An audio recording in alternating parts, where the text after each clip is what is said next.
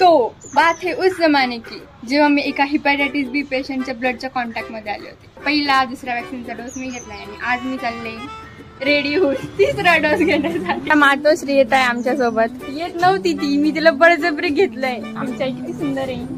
आम्ही चाललोय सरकारी दवाखान्यामध्ये. कॅब कॅन्सल करून आता फडकं बांधते.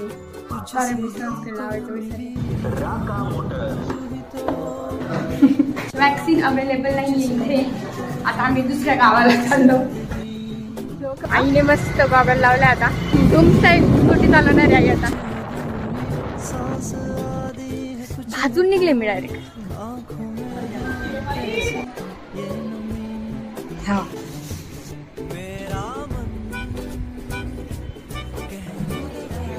चालय आमचं वॅक्सिन घेऊन. हात लई जास्त दुखतोय.